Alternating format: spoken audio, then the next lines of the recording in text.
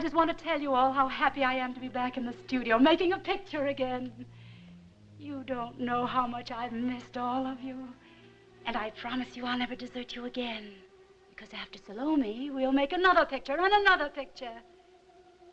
You see, this is my life. It always will be.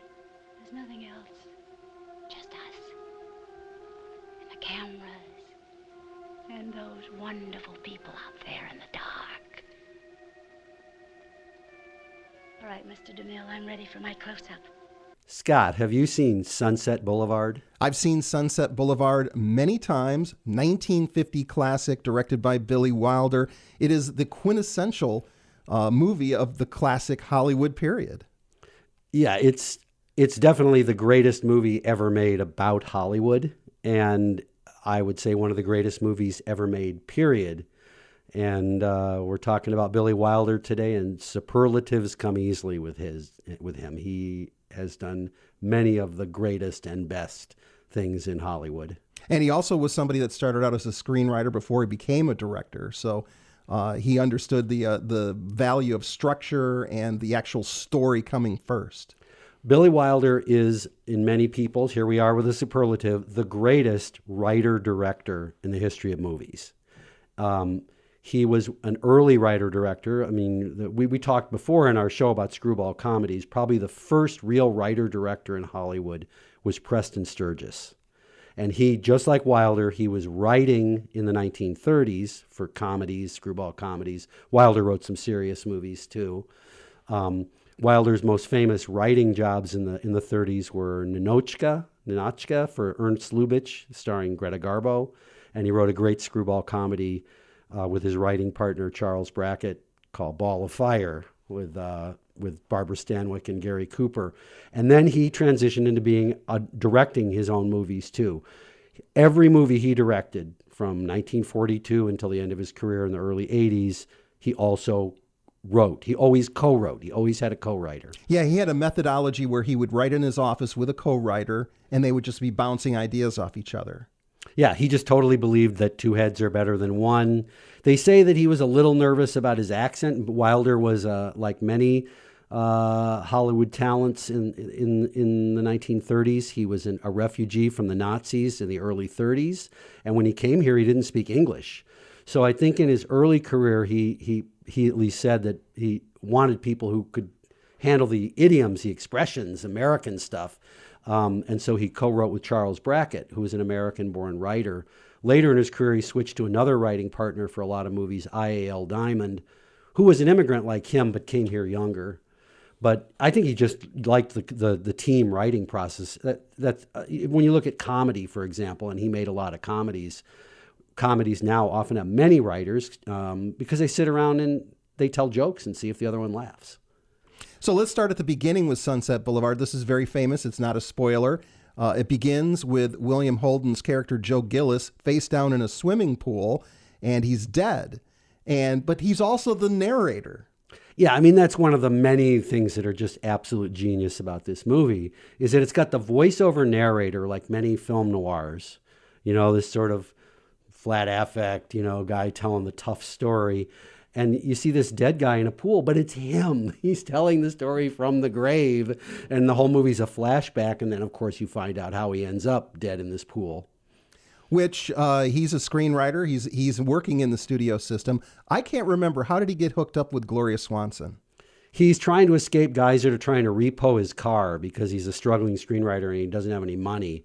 And he blows a flat and pulls into this, what he thinks is an old abandoned mansion of the stars on Sunset Boulevard, the title of the movie, and ends up going in and then meeting, he recognizes her. He's like, wait, I recognize you. You used to be big. You're Norma Desmond. You used to be big. And then one of the most famous lines, she goes, I am big. It's the pictures that got small. You're talking about the mansion. It's actually a character, a part of the movie as well. Sure. This gigantic tomb that's filled with all of her paraphernalia from her golden years as a silent movie star. Right. I mean, it's just, and it's got the movie casts many real directors and stars from the silent era. Some of the greats. Cecil B. DeMille is in it. Erich von Stroheim is in it. Buster Keaton has a little bit part, and Gloria Swanson herself.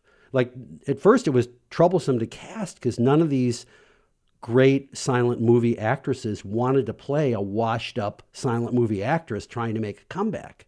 And Gloria Swanson did it. And Gloria Swanson is the movie. William Holden is great. It's a great film noir. There's a love story and a conflict, but Gloria Swanson steals the movie. She's amazing. And the subtext, though, it's an indictment of the studio system. It's an indictment of the sort of toxic star machine that Hollywood had created, and also the obsession with youth, which we still have today within popular culture. Yeah, definitely. Yeah. It's even pointed out, you're only 50, just be 50. Don't try and be 25 again. But she can't let go of who she was. Very influential film. I have no question it's was a definite influence on Mulholland Drive, the David Lynch film, even down to the abbreviation in the title. Like Sunset Boulevard, the title is BLVD. And in Mulholland Drive, you usually see it Mulholland DR. And then the main character in Mulholland Drive is named Betty. And the innocent girl who's the girlfriend who's in love with William Holden in this is also named Betty. The film that he did prior to that is Double Indemnity. We're both rotten. Only you're a little more rotten. You got me to take care of your husband for you. And then you get Zacchetti to take care of Lola. Maybe take care of me, too. Then somebody else would have come along to take care of Zacchetti for you. That's the way you operate, isn't it, baby? Suppose it is. Is what you've got cooked up for tonight any better? In 1943, the book came out called Three of a Kind that had 3 novellas in it by James M. Cain, the writer, and Double Indemnity was one of those. It is arguably the essential film noir. So here we are with superlatives again. If I were going to tell somebody, if somebody said, I'd never seen a film noir, what is that genre? What should I see? Without hesitation, if I was going to say one film, it would be Double Indemnity, which is early in the genre, really, which started in the early 40s. It's only 1944. And it's just a perfect version of what film noir is. Everybody was afraid to make it because the 2 lead characters, played by Barbara Stanwyck and Fred McMurray, are just totally horrible people. And initially, Barbara Stanwyck, who had worked with Billy Wilder on Ball of Fire, she declined. She didn't want to do it. She had to be talked into it. She didn't play characters that were that bad. She played characters that were complex. Some of them lived on the wrong side of the track. Some of them did do some bad things, but she's just totally... The bigger story was talking Fred McMurray into it. Fred McMurray, a lot of people don't remember him now, but he was a major actor, but in romantic comedies and screwball comedies, he was a nice guy. He always played nice guys. And here he plays this murderer who,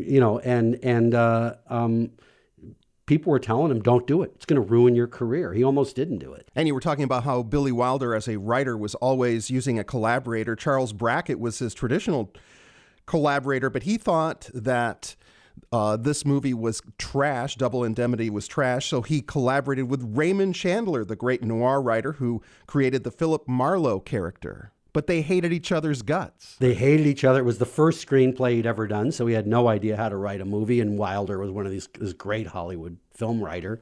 And yeah, they hated each other, but they wrote an incredible script. And it's worth mentioning right here, too, that Wilder, as a writer-director, his scripts were, the movies we're talking about, Double Indemnity, Sunset Boulevard, and we're also going to talk about Some Like It Hot and The Apartment. Arguably, these are 4 perfect movies. There's like not an ounce of fat on them. There's not a shot too many or a shot too few. Occasionally there was a scene they shot that they knew to throw out to make the movie better. Wilder, famously, actors could not change a line. I mean, that's a way of working in movies. An actor goes, it would sound better if I said this instead. And directors usually open to those things. Everyone knew you didn't change one word of Billy Wilder's scripts because they were so great.